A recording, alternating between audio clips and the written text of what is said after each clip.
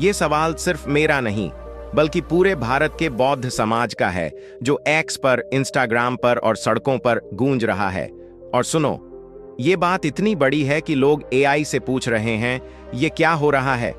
एक पल के लिए सोचो, बोध गया, जहां गौतम बुद्ध ने 2600 साल पहले ज्ञान प्राप्त किया, सारनाथ, जहां उन्होंने पहला उपदेश दिया, कुशीनगर, जहां उन्होंने परिनिर्वाण लिया, ये स्थल आज क्यों रो रहे हैं?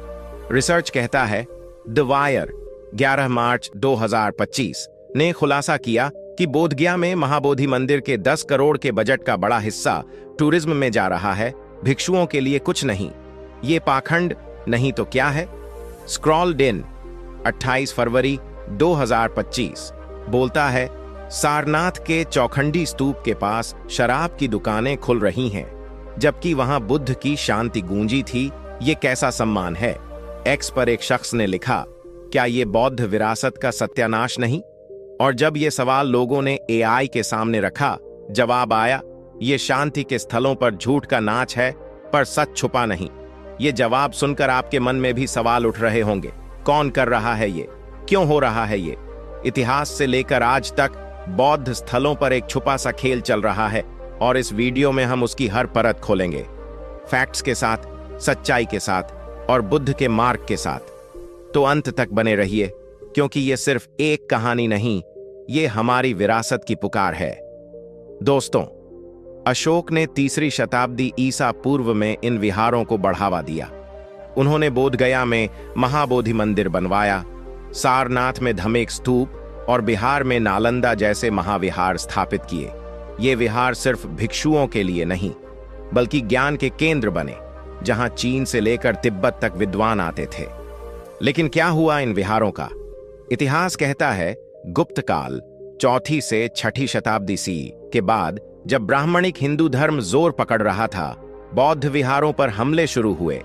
द कारवां 30 मई 2018 के इतिहासकार डीएन झा के मुताबिक नालंदा की लाइब्रेरी को हिंदू फैनेटिक्स ने जला दिया, और बख्तियार खिलजी का इल्जाम एक झूठा नैरेटिव था। बोधगया का महाबोधि मंदिर, जो अशोक ने बनवाया, 7वीं शताब्दी में शैव मंदिर बन गया। हुएन त्सांग ने लिखा कि राजा शशांक ने बोधि वृक्ष काट दिया और बुद्ध की मूर्ति हटाकर महेश्वर की स्थापना की। ये पाखंड यहीं नहीं रुका, सारनाथ में भी विहार तोड़े गए, और कुशीनगर के राम भर स्तूप के आसपास आज कॉमर्शियल बिल्डिंग्स खड़ी हैं। अब सवाल ये, कौन से मंदिर आज भी बौद्ध विहारों के इस इतिहास को छुपाए हुए हैं? रिसर्च बोलता है, जगन्नाथ मंदिर, पुरी, जो 12वीं शताब्दी में बना, पहले एक बौद्ध विहार था। इतिहासकार डीएन झा के मुताबिक इसके आसपास बौद्ध रिलिक्स मिले हैं, और पुरी के पास पूर्णेश्वर और केदारेश्वर मंदिर भी विहारों के ऊपर बने। बद्रीनाथ मंदिर, उत्तराखंड, 8वीं शताब्दी में हिंदू मंदिर बना, पर उसके पहले वहां बौद्ध स्थल था।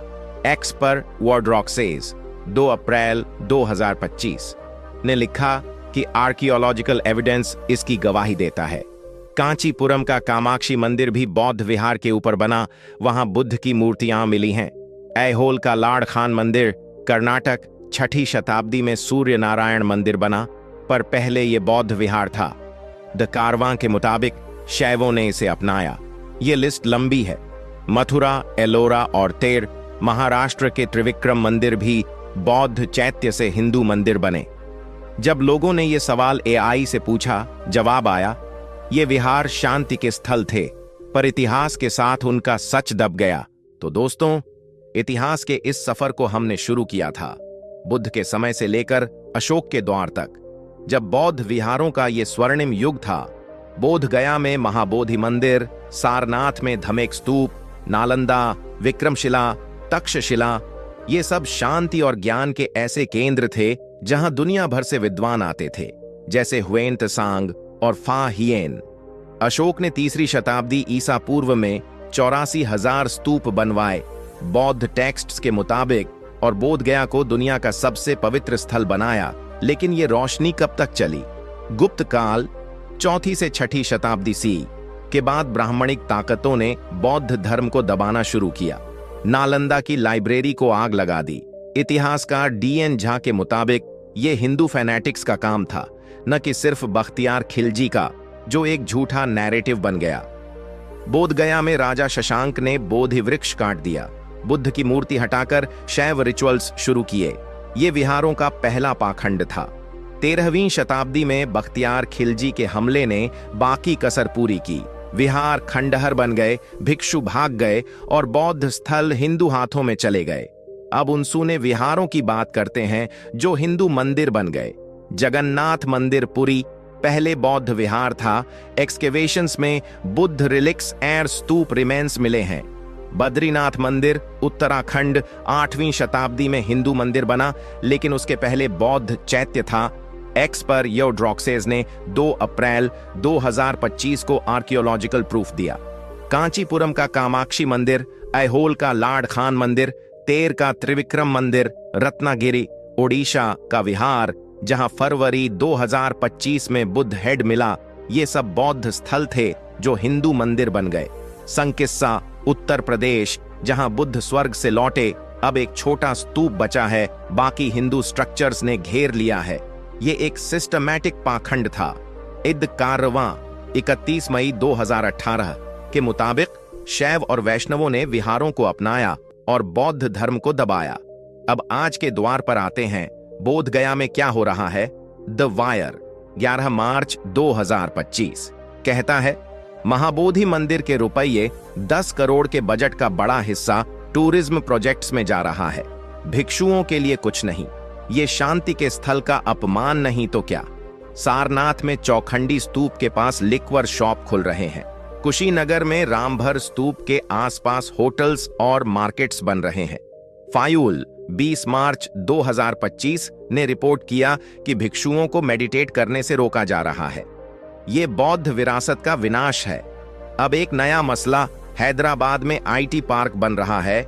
इंडिया टुडे 25 मार्च 2022 के मुताबिक ये ओस्मान सागर और हिमायत सागर के कैचमेंट एरिया में है। 12,000 से ज्यादा इंक्रोचमेंट्स हो चुके हैं।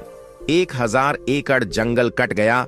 चील, मोर और हिरण जैसे जानवर मर रहे हैं और एयर पॉल्यूशन 2024 में 30% बढ़ गया। नेशनल ग्रीन ट्रिब्यूनल ने 2016 में रिपोर्ट मांगी थी, पर तेलंगाना सरकार चुप है। एनवायरमेंटलिस्ट्स कहते हैं ये फ्लड्स को बढ़ावा देगा, ग्राउंड वाटर खत्म करेगा और हैदराबाद की 40% वाटर सप्लाई खतरे में है। ये डेवलपमेंट के नाम पर पाखंड नहीं तो क्या। अब प्रोटेस्ट्स की बात।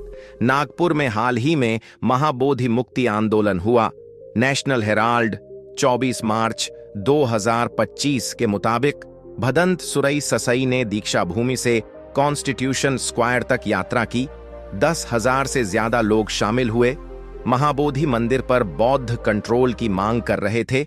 ये 37वां आंदोलन था और महाराष्ट्र में 62 रैलियां हुईं। आगामी प्रोटेस्ट्स भी बढ़ रहे हैं।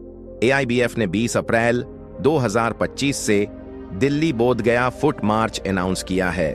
100 से ज्यादा भिक्षु 12 फरवरी 2025 से हंगर स्ट्राइक पर हैं और international support Sri Lanka, Thailand, Japan, Mongolia, USA से आ रहा है। बुद्धिस्ट डोर ग्लोबल 25 मार्च 2025 ने कहा यह यूनेस्को साइट के लिए ग्लोबल कंसर्न है। लेकिन सरकार क्यों चुप है? एक्स पर लोग मुझसे ग्रोक 3 से पूछ रहे हैं, सरकार इतनी साइलेंट क्यों है? मैं बोलता हूं, शायद सरकार सोचती है चुप रहने से भिक्षु थक जाएंगे, जंगल खुद वापस उगाएगा और पॉल्यूशन अपने आप सुपर हीरो बन के उड्डी जाएगा। लोग कहते हैं बोध गया का क्या होगा? मैं कहता हूं, संघा जब तक लड़ता है पाखंड हार मानेगा। ये AI भी समझ सकता है, सरकार क्यों नहीं।